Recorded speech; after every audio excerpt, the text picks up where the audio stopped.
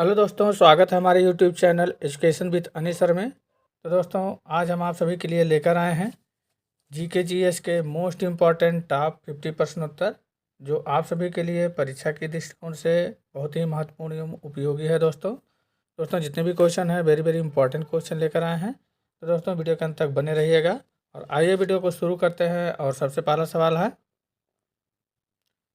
महात्मा गांधी जी का जन्म कब हुआ था?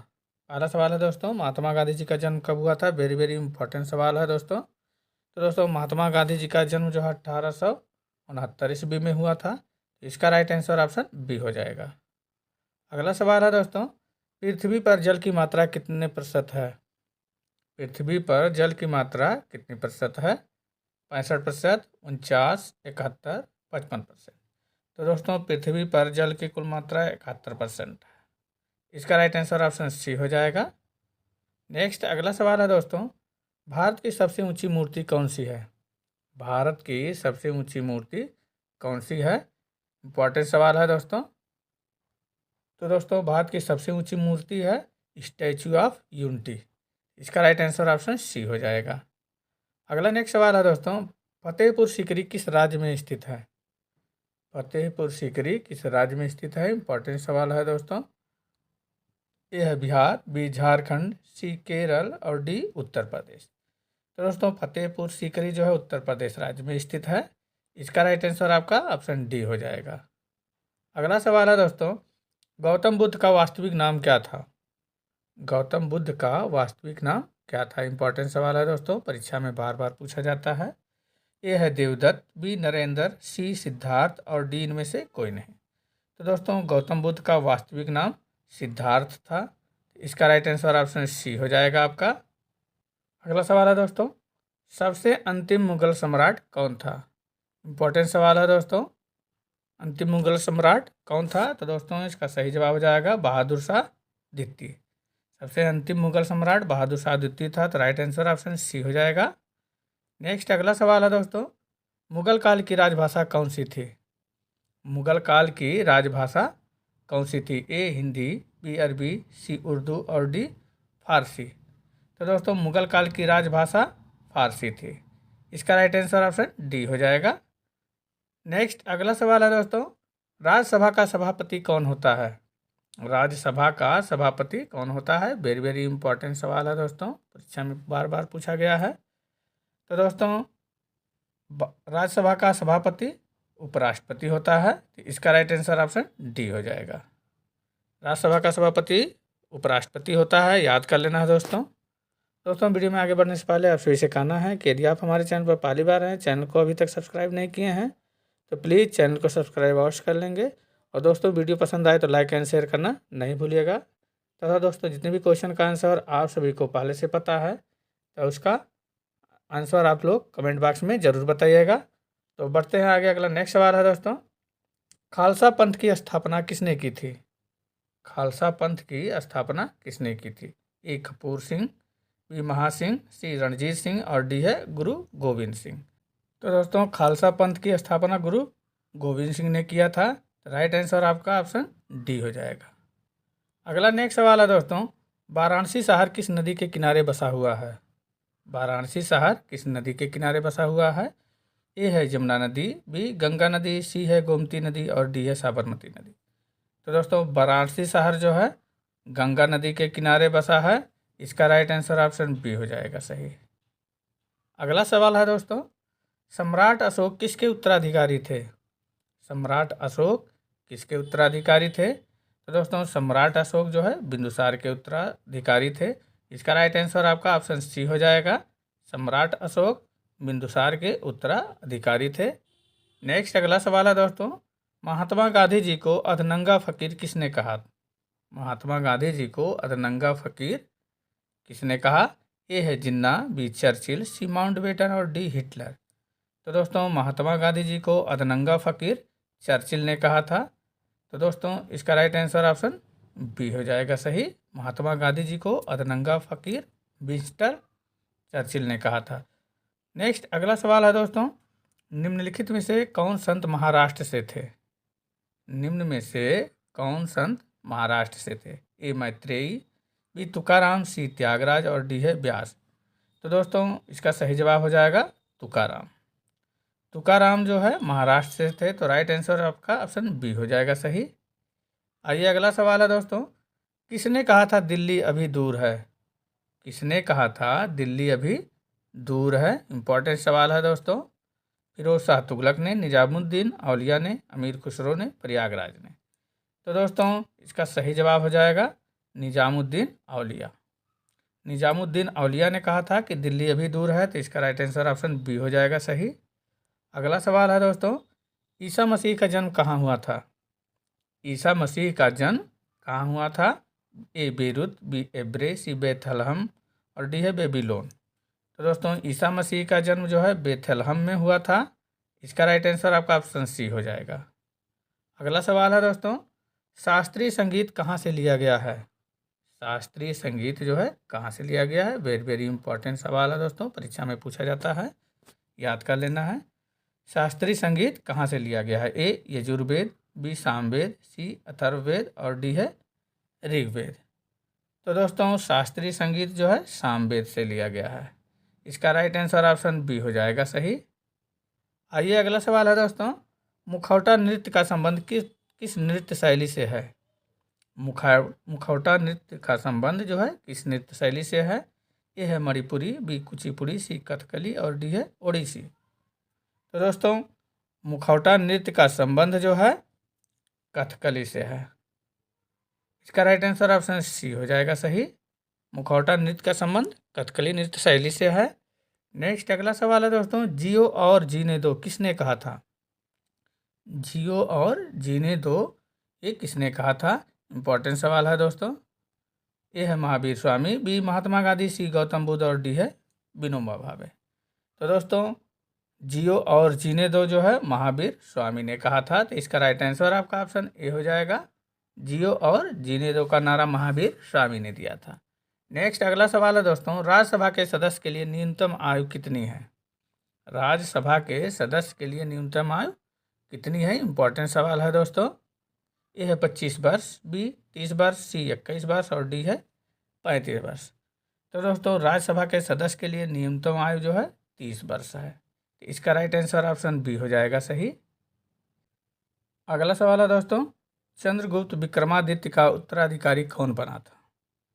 ए रामगुप्त, बी विष्णुगुप्त, सी कुमारगुप्त प्रथम और डी में से कोई नहीं। तो दोस्तों चंद्रगुप्त विक्रमादित्य का उत्तराधिकारी कुमारगुप्त प्रथम बना था। इसका राइट आंसर आपका ऑप्शन सी हो जाएगा, कुमारगुप्त प्रथम। नेक्स्ट अगला सवाल है दोस्तों, भारत में किस स्थान पर सबसे कम वर्षा होती है? भारत में किस स्थान पर सबसे कम वर्षा होती है? इंपॉर्टेंट सवाल है दोस्तों। ये है मथुरा, बी लेह, सी जैसलमेर और डी है मासिन राम। तो दोस्तों भारत में लेह नामक स्थान पर सबसे कम वर्षा होती है, तो इसका राइट आंसर ऑप्शन बी हो जाएगा। अगला सवाल है दोस्तों, भगवान बुद्ध को ज्ञान की प्राप्ति कहाँ हुई थी? भगवान बुद्ध को ज्ञान की प्राप्ति कहाँ हुई थी? ये है सारनाथ, बी बोध गया, सी वैशाली और डी है श्रावस्ती। तो दोस्तों भगवान बुद्ध को ज्ञान की प्राप्ति बोध गया बिहार में हुई थी। इसका राइट आंसर ऑप्शन बी हो जाएगा सही। अगला सवाल है दोस्तों, महाभारत की रचना किस भाषा में हुई थी? महाभारत की रचना किस भाषा में हुई थी? ए है संस्कृत, बी हिंदी, सी पाली और डी है प्राकृत। तो दोस्तों महाभारत की रचना संस्कृत भाषा में हुई थी, तो इसका राइट आंसर ऑप्शन ए हो जाएगा सही, संस्कृत में।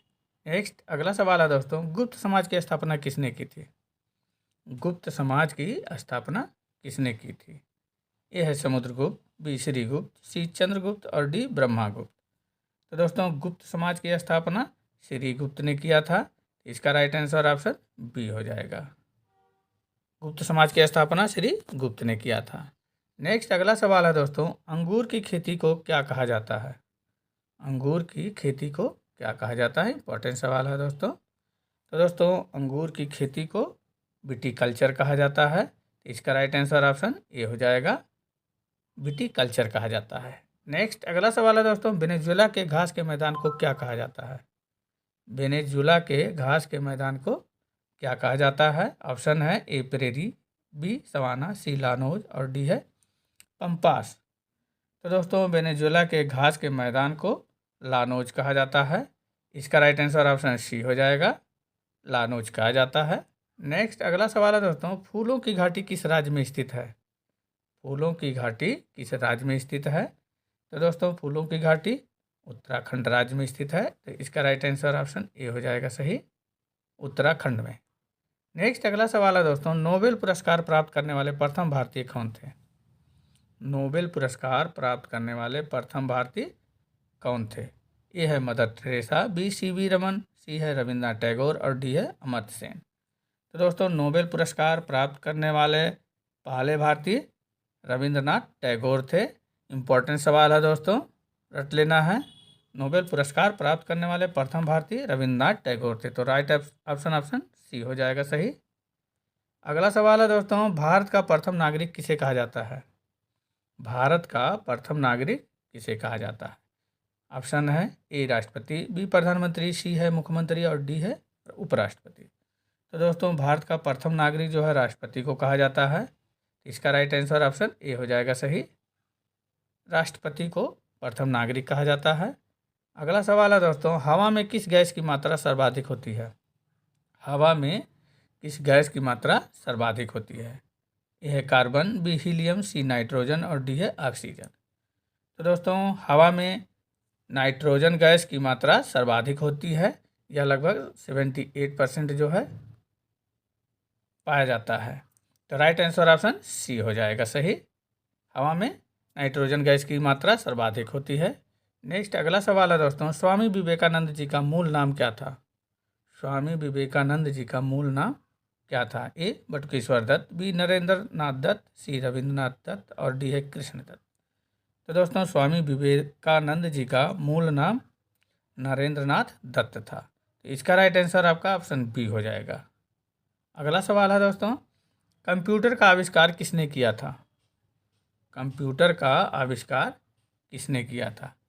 एड रॉबर्ट, बी है कोनराड ज्यूस, सी है चार्ल्स बैबेज और डी है जॉन मॉचली। तो दोस्तों कंप्यूटर का आविष्कार चार्ल्स बैबेज ने किया था। तो इसका राइट आंसर आपका ऑप्शन सी हो जाएगा।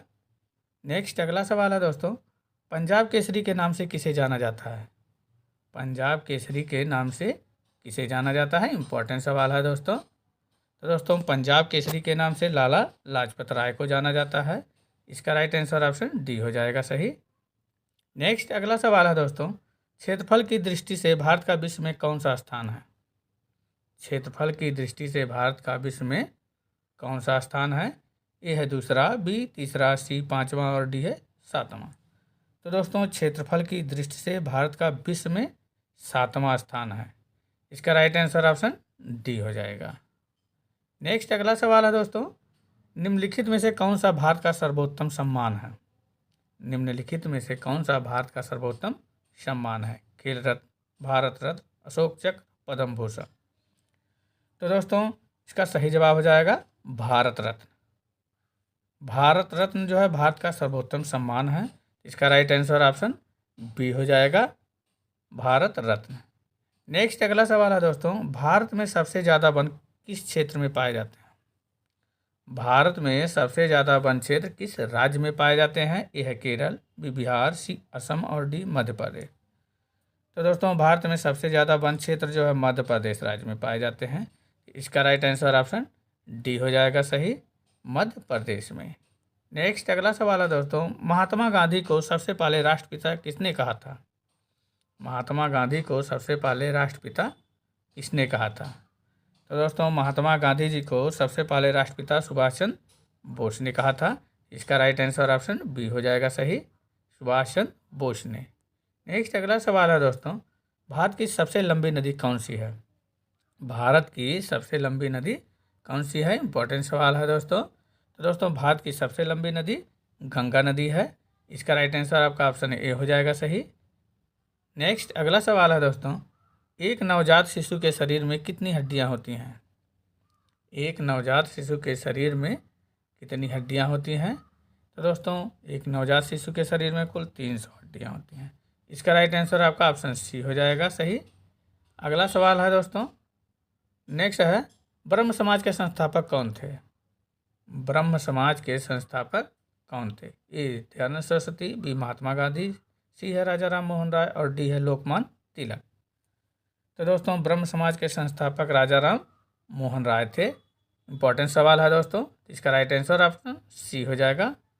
नेक्स्ट अगला सवाल है दोस्तों, भारत का राष्ट्रीय गीत किसने लिखा। भारत का राष्ट्रीय गीत किसने लिखा। तो दोस्तों भारत का राष्ट्रीय गीत बंकिम चंद्र चटर्जी ने लिखा था। इसका राइट आंसर आपका ऑप्शन ए हो जाएगा सही।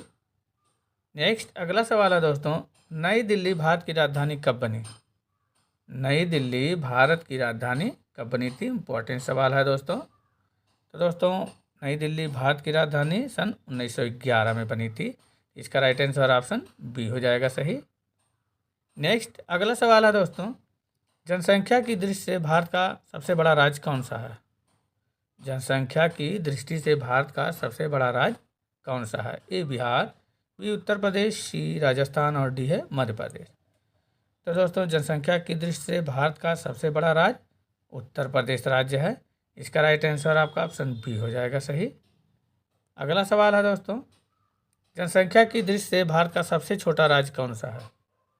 जनसंख्या की दृष्टि से भारत का सबसे छोटा राज्य कौन सा है। ए है गोवा, बी मेघालय, सी मिजोरम और डी है सिक्किम। तो दोस्तों जनसंख्या की दृष्टि से भारत का सबसे छोटा राज्य जो है सिक्किम राज्य है। इसका राइट आंसर ऑप्शन डी हो जाएगा सही। नेक्स्ट अगला सवाल है दोस्तों, वर्तमान में भारत में कुल कितने ज़िले हैं। वर्तमान में भारत में कुल कितने ज़िले हैं। वेरी वेरी इंपॉर्टेंट सवाल है दोस्तों। ए है 797, बी 697, सी है 597 और डी है 497। तो दोस्तों वर्तमान में भारत में कुल 797 ज़िले हैं। इसका राइट आंसर आपका ऑप्शन ए हो जाएगा सही। कुल 797 ज़िले हैं। नेक्स्ट अगला सवाल है दोस्तों, भारत का सबसे बड़ा ज़िला कौन सा है। भारत का सबसे बड़ा ज़िला कौन सा है। ए है भुज, बी कच्छ, सी है मिर्ज़ापुर और डी है अनंतपुर। तो दोस्तों भारत का सबसे बड़ा ज़िला कच्छ ज़िला है जो कि गुजरात राज्य में है। इसका राइट आंसर ऑप्शन बी हो जाएगा सही। अगला सवाल है दोस्तों, भारत का सबसे छोटा ज़िला कौन सा है। भारत का सबसे छोटा ज़िला कौन सा है। ए है माहे, बी हैलाकांडी, सी अलीराजपुर और डी है गुंटूर। तो दोस्तों भारत का सबसे छोटा ज़िला माहे ज़िला है। इसका राइट आंसर आपका ऑप्शन ए हो जाएगा सही। भारत का सबसे छोटा ज़िला माहे ज़िला है। अगला नेक्स्ट सवाल है दोस्तों, भारत की सबसे गहरी नदी कौन सी है। भारत की सबसे गहरी नदी कौन सी है। वेरी वेरी इंपॉर्टेंट सवाल है दोस्तों। ए है गंगा, बी ब्रह्मपुत्र, सी है कावेरी और डी है गोदावरी। तो दोस्तों ये जो है क्वेश्चन आप सभी के लिए जो है टेस्ट क्वेश्चन है। इसका आंसर आप सभी लोग जो है दोस्तों कमेंट बॉक्स में दीजिएगा कि भारत की सबसे गहरी नदी कौन सी है। तो दोस्तों वीडियो आप सभी को कैसा लगा आप सब लोग कमेंट बॉक्स में ज़रूर बताइएगा और अच्छा लगा होगा तो लाइक एंड शेयर करना नहीं भूलिएगा दोस्तों। तथा दोस्तों पुनः आप सभी से कहना है कि यदि आपने अभी तक हमारे चैनल को सब्सक्राइब नहीं किए हैं तो प्लीज़ चैनल को सब्सक्राइब अवश्य कर लेंगे। मिलते हैं ऐसे ही इंपॉर्टेंट वीडियो के साथ, तब तक के लिए दोस्तों धन्यवाद।